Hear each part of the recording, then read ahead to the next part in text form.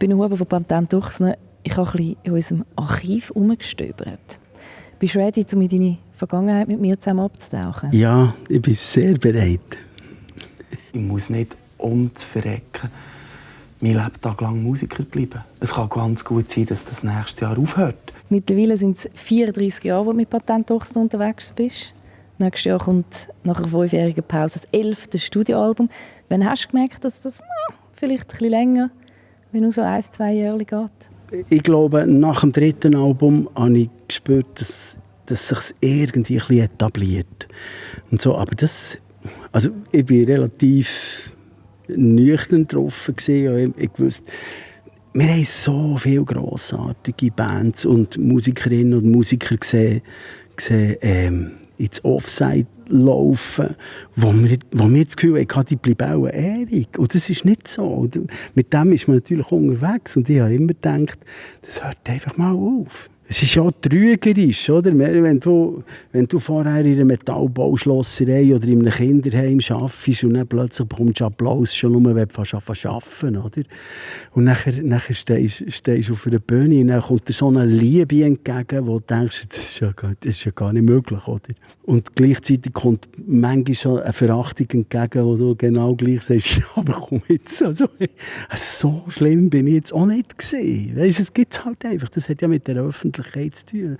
Und so weiss man, glaube ich, relativ zügig, man ist schnell weg vom Fenster. Das ist einfach so. Hat aber die Verachtung gleich angespornt wie die Liebe, die du bekommen hast? Hat dich das nicht auch gekützelt? Nein. Also ich muss schon sagen, dass die Zuneigung, Liebe oder dass man respektvoll behandelt wird, das pusht dem natürlich schon. Umgekehrt hat man relativ zügig eine Position und denkt, come on. Also man schaut ja die Leute manchmal schon an. Und man hat ja ein Menschengefühl. Dann denke ich mir, ja, dass ich dir nicht in den Kram passe, das verstehe ich sehr gut. Und das ist auch richtig so. Oder? Ich habe kein Problem mit dem. Und das gibt es halt. Wir kommen zum Thema Vorbildfunktion. Ich hatte auch immer Vorbilder. Ich habe mich auch immer orientiert an Leute, die etwas besonders gut können. Aber ich staune immer, dass es jetzt mehr betrifft. Oder so. Weil ich habe tatsächlich das Gefühl, ich hätte immer noch Schambar in meinem Leben. Ich habe eigentlich nicht einen Dreh gefunden, besser umzugehen mit meinem Dasein. Geht mir eigentlich heute genau gleich. Ich bewundere ganz viele andere Leute für ihre Talente und für das, was sie machen. Und bei mir selber sehe ich natürlich schon mehr, halt, wo ich scheitere. Und das wissen halt einfach viele Leute nicht. Wenn man so schafft wie ich, dann scheitert man mehr, als dass einem etwas gelingt. Ich habe mehr Songs für einen Papierkorb geschrieben als für die Leute. Was meinst du mit, wenn man so schafft wie du? Wie schaffst du? Ich bin eigentlich immer dran. Wenn wir heute Nacht heimfahren, habe ich wahrscheinlich schon wieder eine Idee und skizziere irgendetwas. Aber Scheitern ist wirklich, oder hast du selber einfach das Gefühl, für dich scheitern? Also selbstverständlich, ich bin der einzige Maßstab am Anfang. Ich muss das können beurteilen, ist das jetzt scheiße oder nicht. Und wenn ich das Gefühl habe, es ist scheiße, dann bringe ich es gar nicht erst in die Band. Und vielleicht gibt es so Sachen, wo ich das Gefühl habe, es gibt noch 2-3 Schritte dran, dann ist es so auf der Seite und tut halt so ein bisschen vor sich her schlafen. Aber ganz viele Sachen, das kann ich also schon nach ein paar Stunden kann ich sagen, das ist ein Bullshit, das geht einfach fort. Wo bist du aber gleich auch ein gutes Vorbild für deine Fans? Ich habe schon das Gefühl, ich bin freundlich zu den Leuten. Ich habe eine Geschichte, wo ich mich wirklich dran habe. Ich war ein junger Mann, am Türsteher am Jazzfestival Bern. Und der B.B. King hat er gespielt und ich wollte von B.B. King alles wissen und habe alle Platten gekauft und habe probiert, die Solo zu spielen. Und ich habe die gleiche Gitarre wie er, oder fast die gleiche. Nach dem Konzert hat es dort ein sogenanntes Barrelhouse gegeben, wo eine kleine Bühne war und Musiker, die den Tag durch gespielt haben. Dann ist es so zu Jam-Sessions gekommen. Und dann ist der B.B. King in diesen Raum reingekommen. Und das ist aber genau diagonal von mir ist er die Stegen abgekommen und ist in den Raum rein und ich habe gesehen, er hat die Gitarrenkasten dabei. Und Ich bin eben, ich glaube, 21, 22 gewesen, und ich bin quer durch. Und im Kopf habe ich mir Sätzchen weggeschustert auf Englisch und gesagt, was sage ich? Ich bin nicht ein Autogrammjäger gewesen, einfach ein Fan, aber Autogramm habe ich eigentlich nie geholt. Und ich bin so durch, aber von ihm wollte ich eins wollen. Und quer durch. Und dann bin ich plötzlich vor ihm gestanden und dann, ja, wirklich, ey, ohnmächtig, einfach ein schwarzes Loch in meinem Kopf gehabt. Und alles, was ich gehört habe, was ich sage, ist, du hast eine schöne Gitarre. Und ich bin versunken in diesem Augenblick. Ich wusste, das ist das Dümmste, was ich sagen konnte. Es war ein grosses Konzert und ich war begeistert, wirklich hingerissen. Und dann sage ich, du hast eine gute Gitarre oder eine schöne Gitarre. Und der andere sagt einfach wirklich ein alter Profi, der einfach mit Millionen von Leuten in meinem Alter auch schon geredet haben. Und dann war der so lieb und so zuvorkommend gewesen. Und er hat gesagt, geh vorauf da. Und ich konnte die Gitarre anschauen. Hat er gesagt, willst du sie anlängen? Und dann durfte ich seine Gitarre haben. Und es ist mir vorgekommen, wirklich, wie wenn man jetzt zum Beispiel einem Christ irgendwie würde einen Splitter vom Kreuz von Jesus Christus würde geben und sagen, das sind die Roots. Und er war so freundlich, dass ich das Autogramm verpasst habe. Und dann hat er gesagt, ich wette, du hast ein Autogramm wollen. Und ich gesagt, ja, gerne. Und da ist mir so etwas Höfliches zuvorkommens und Respektvolles entgegengekommen. Und als das bei uns losgegangen ist, habe ich für mich gewusst, ich will alle Leute so behandeln. Wenn es nicht blöde Siechen sind, die mich wirklich in die Enge treiben, wo ich dann halt als Fluchttier Tendenz habe, unangemessen zu reagieren, dann will ich einfach höflich und zuvorkommend sein. Das ist einfach schön. Und das, denke ich mir, das kann ich recht gut. Mit Lampenfieber kennst du dich auch sehr gut aus. Ich bekomme Bauchweh, mir wird schlecht, ich bekomme Durchfall. Und in dem Moment, wo man auf die Bühne geht? Ja, das ist der Bar Horror. Ich hasse meinen Job. Nein, ich mag gar nicht ins Interview geben. Aber jetzt muss ich etwas sagen, was sich ganz massiv geändert hat jetzt mit dem letzten Gurten, wo wir sie gesehen haben. Ich hatte das Gefühl, das ist vielleicht das letzte Mal, wo wir auf dem Gurten spielen.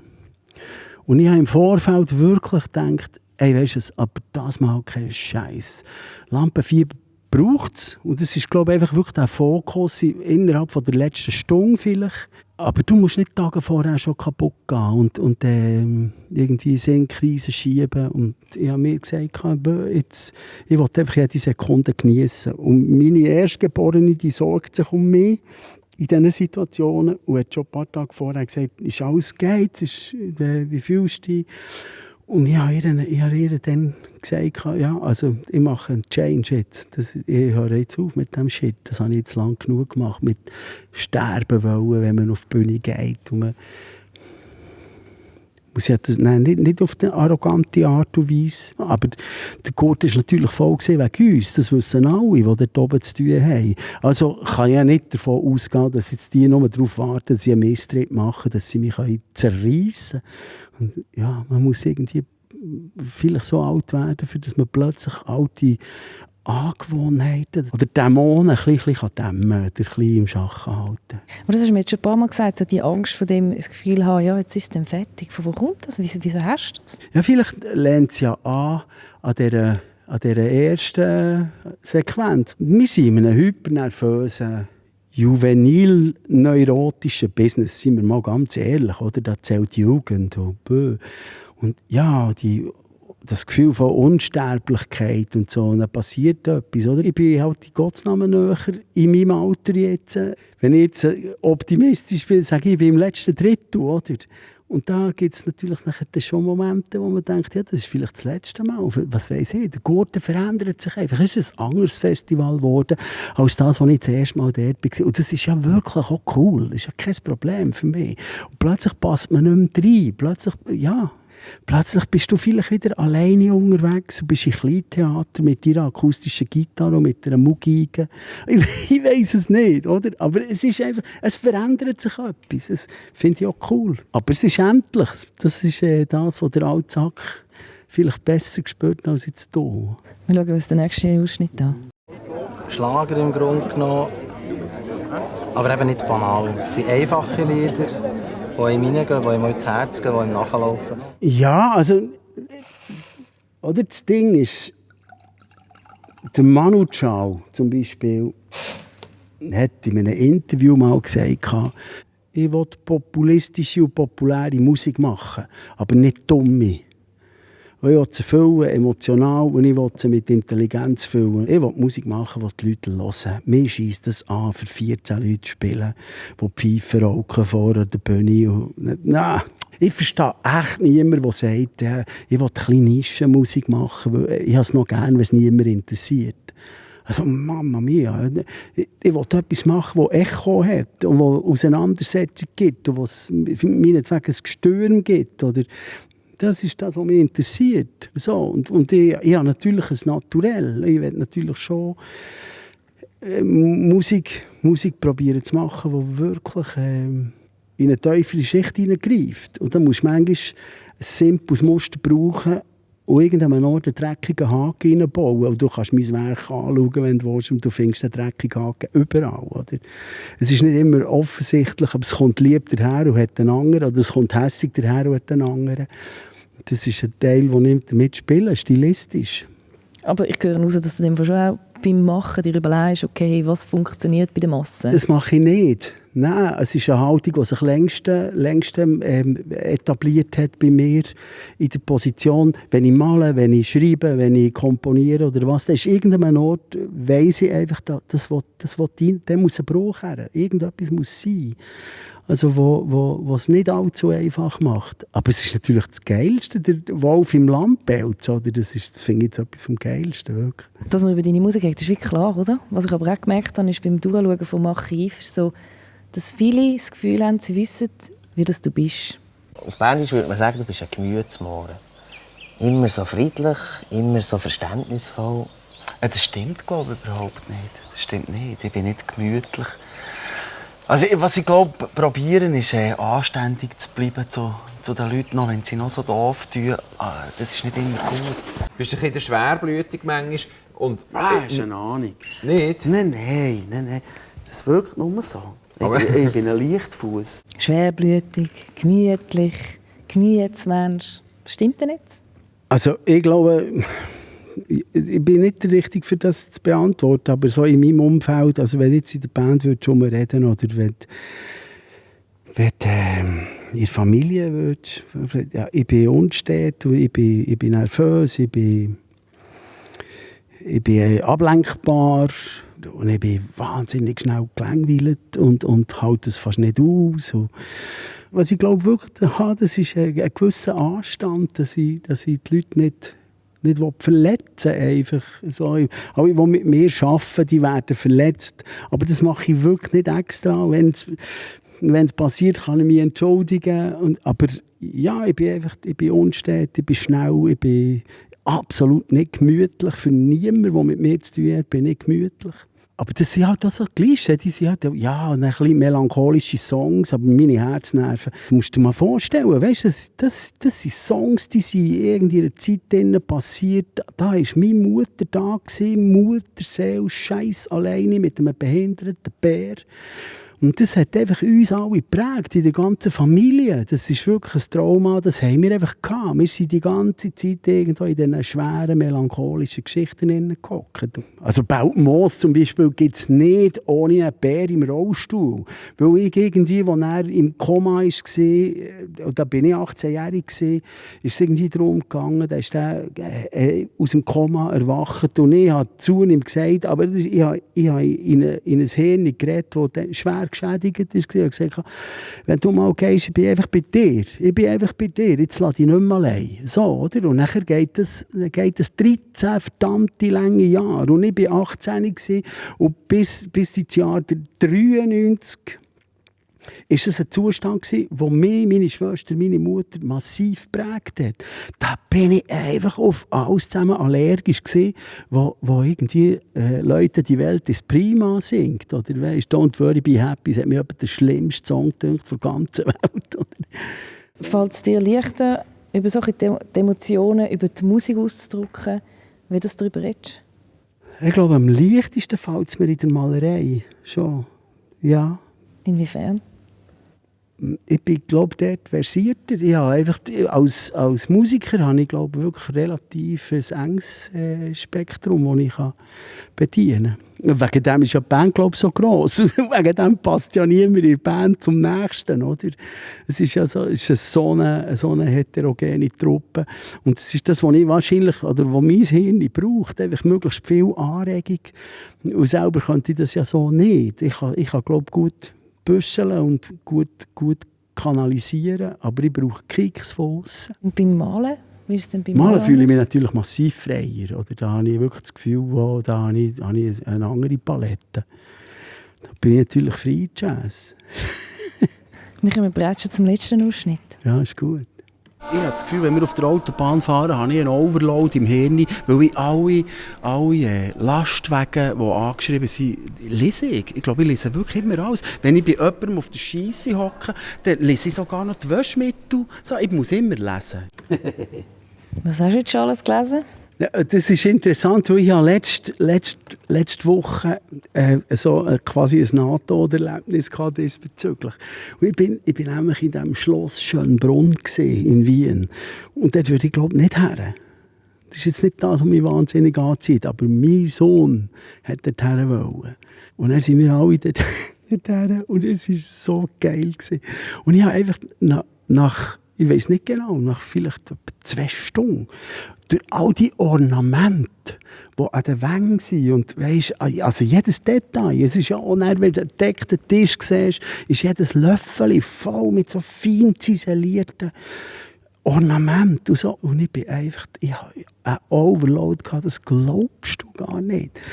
Aber was ich dann nicht gewusst habe, als ich das gesagt habe, dass ich bin eben ein ADHSler. Ich bin einer von denen, weisst, ich suche den Shit auf und ich weiss nicht woher. Und dann geht es vielleicht eine Stunde und dann drehe ich durch.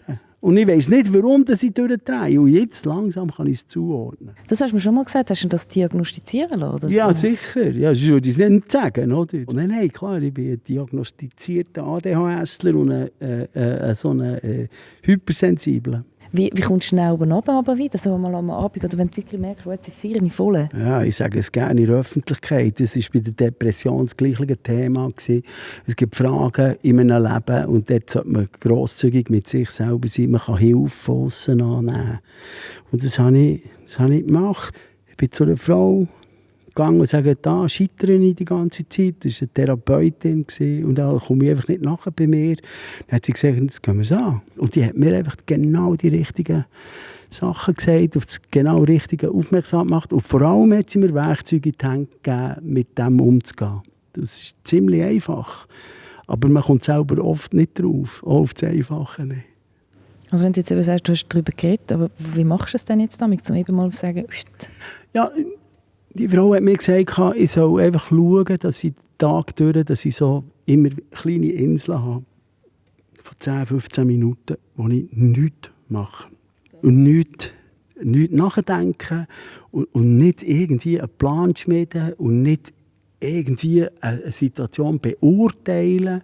Oder so. Einfach nur einen Moment, wie ein Blatt auf dem Bach, wo einfach so mit dem Bach das Loch abgeht. So. Und das funktioniert extrem gut bei mir.